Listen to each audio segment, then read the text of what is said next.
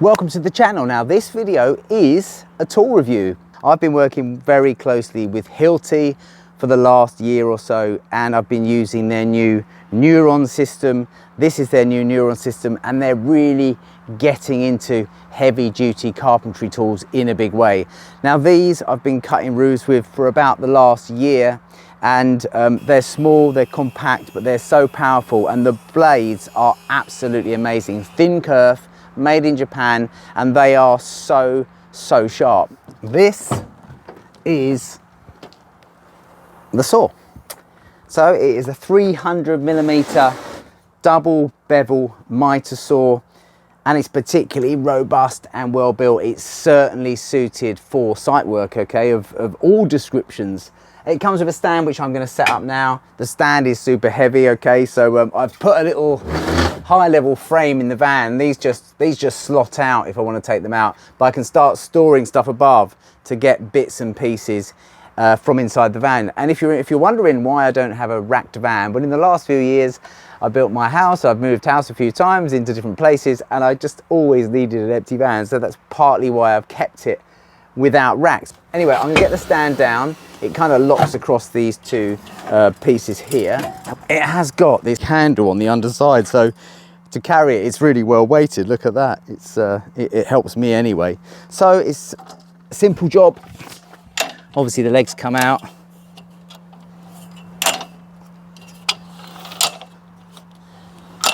And then we'll stand it up.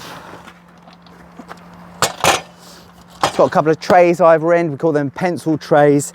And of course it's got the best extendable arms. They're solid. It's a really nice solid section. That's partly why it's heavy, obviously, because all of this stuff is like a box section,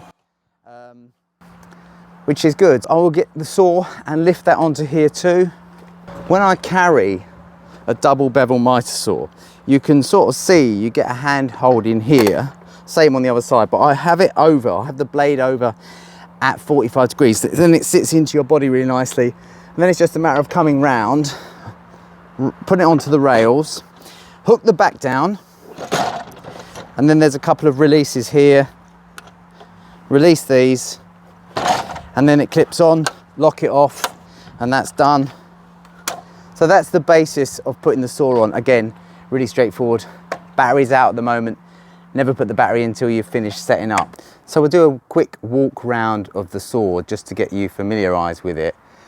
It's compact. For a large saw, it's super compact. And what it's got is the fact that you can actually push it up against something if you're working in a room near a wall, for example, and it doesn't come back any further. That's as far back as it will come, okay? So we're locked onto the stand. And the first thing we would do would be raise up the body. This is the knob that we just pull. We just pull down the body of the saw, pull that up, and that releases the actual body, okay, with the blade.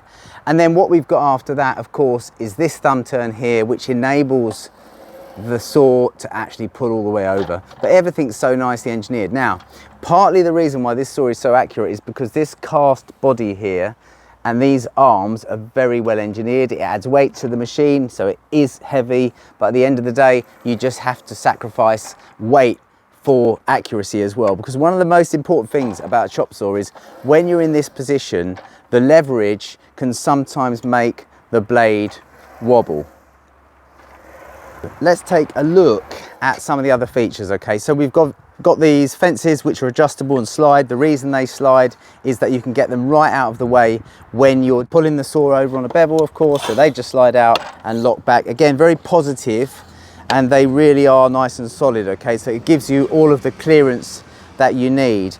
And then of course, everything else on this saw is operatable by the front. So if I'm actually putting this over onto a bevel, I don't have to reach around the back and find it here. Pull up this lever here and it frees it, but it only takes you one way to 22.5. If you want to come all the way, you hold it, okay? And then you can go all the way around to 45. In fact, you can go to a slight bit more than 45. It takes you to 50 degrees as well. That's quite a nice feature. And then keep that held, pull it all the way around again, and again you can go to 50 degrees there as well. If you let go of that, it will lock back at these other increments 22.5, 33.9, back to 0, okay? So lock it off. To operate the front, you undo this nut here, you squeeze up the trigger, and then it will come round. It will do 60 degrees this way, and it will come all the way round to around about 52 this way. Then it will positively lock back in, and also the other increments like 15, take off, slide round, 22.5, slide round, 30, slide round, 45. So you've got those positive locks as well. That's the basis of the machine, okay? There's also these lovely little telescopic extenders as well, which I like particularly because you can lock those off, and you've got added support for your small works. So if you're not making it all the way over to the extendable table, you've got those as well. So again, that's really nice. Everything's on the saw. You've got your Allen key for your blade change as well. And then typical features, if you're going to be doing trenching, so you don't want the blades to come all the way down, you've got this small lever here which sets the trench level. So it's just turning this screw here and you can set the trenching level as well. So that's very straightforward. It's just an on and an off. It passes through otherwise. Now the dust extraction, you can use it with a dust extractor, of course. This Hilti claim is the best in class for dust extraction. This rubber shroud here is almost all the way to the end of this fence guard here. So you've got this really nice detail there to sort of take all of that in. Changing the blade, this is the lock button for changing the blade. So what you do, no battery in, of course. You could rotate that round until you could find the locking hole there. Then you'd use the hex key and take out the blade. And it's a variable speed, so you would use a variable speed if you was got a fine blade in, for example, and you're cutting mouldings and that sort of stuff. This would easily tackle small mouldings. So I'd run it on full speed for doing these timbers. I've got some big timbers here. Now, it is an accurate saw. I've marked this small rafter foot up. The roof that I'm cutting is 49 degrees. I'm going to put a cut through this, then I'm going to try my roofing square on it, which is particularly accurate, to see how good that is. So I'm going to take this round to 49 degrees now, all the way around there.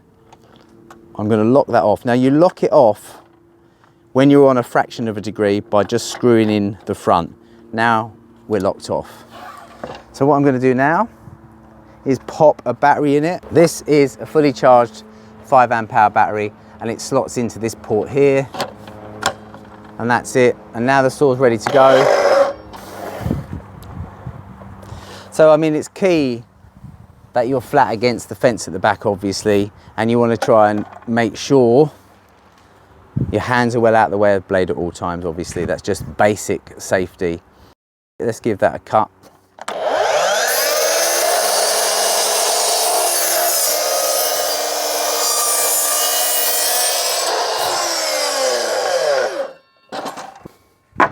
I'm going to check that against my roofing square. There's always fine tuning to be done, and I think that's a personal preference of how you like things set up, but that's really quite nice at 49 degrees there. So I'm fairly happy with the factory setup, the scale. It's certainly close enough for my kind of work here.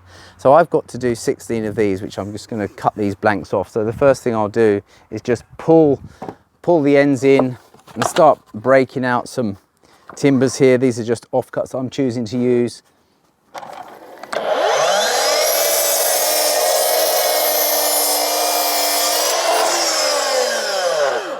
You can see I've got a particularly long cut, which is really quite handy when you've got a large format timber like this. So we'll make that stack.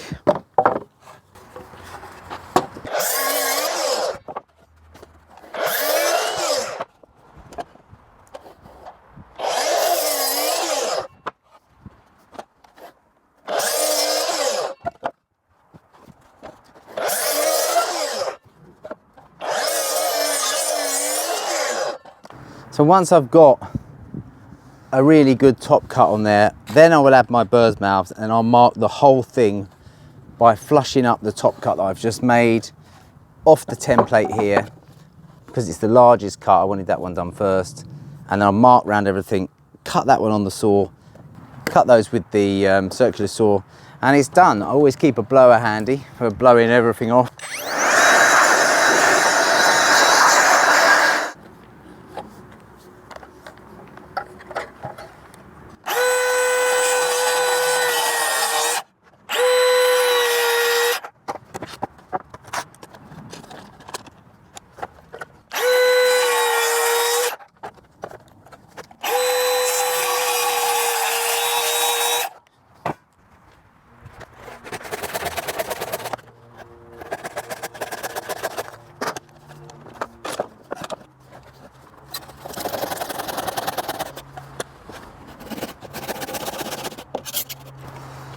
So I've got my master, or my template if you like.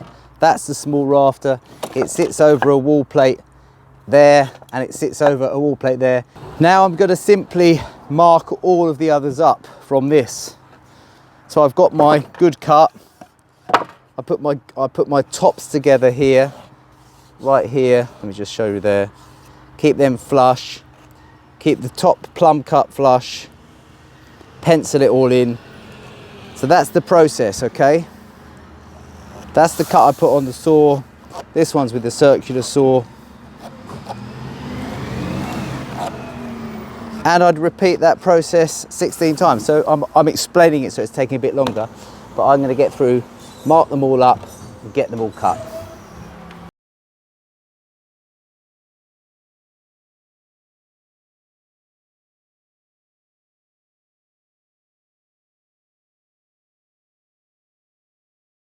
So I've accurately got enough pieces now with the important cuts on.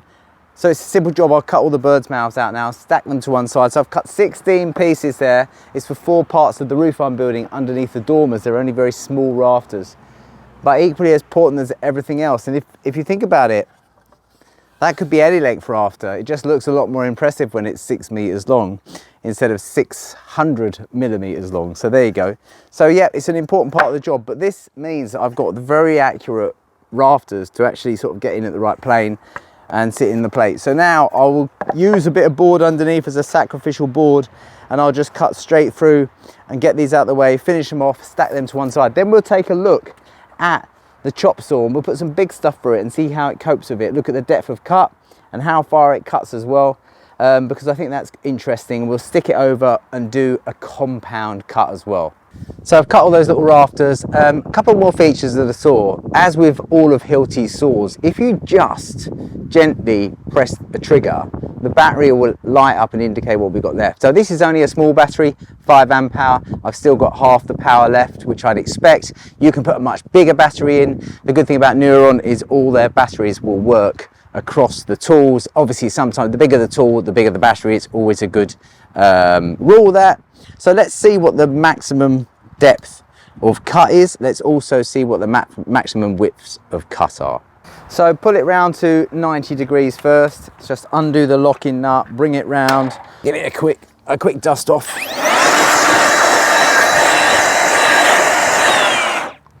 Here is a piece of 9x2 or 225x47. Let's just cut that down the middle. Let's just take a bit off here.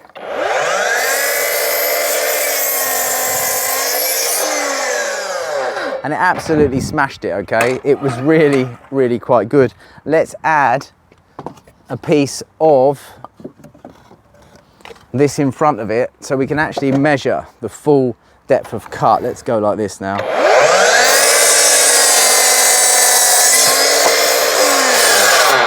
So it's actually cut right through that as well, and that's on about the limit. So that is 360 millimeters, okay? So that's particularly good.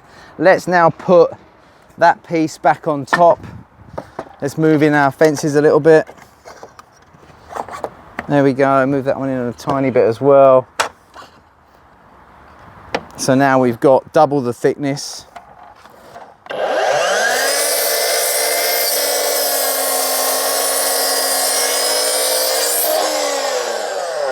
Absolutely smash that. Let's add a bit more thickness to it as well. So now this, you'd never be able to get 3 lumps in. Let's put another lump in the top here and see where we get to.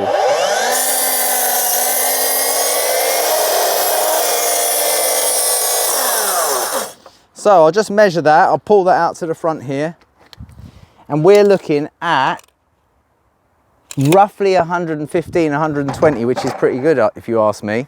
The reason why that's good is because you can do a full 4x2.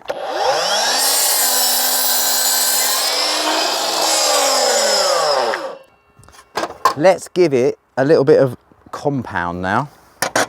Pull this right up, come round to 45. It's always best to make sure that you're clear of all of the parts of the machine. So here I'm just going to have to move this right out of the way here. Slide it out. And what we'll do is we'll put a compound cut on that.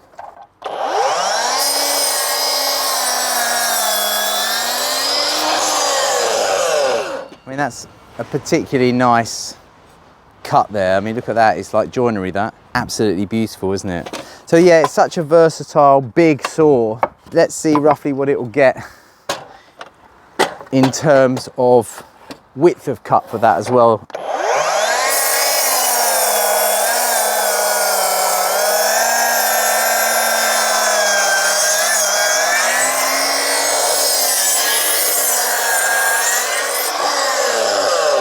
I mean, that's a particularly big piece of timber, and yet it's handled it no problem. I mean, as I said earlier, this is a proper site saw, okay?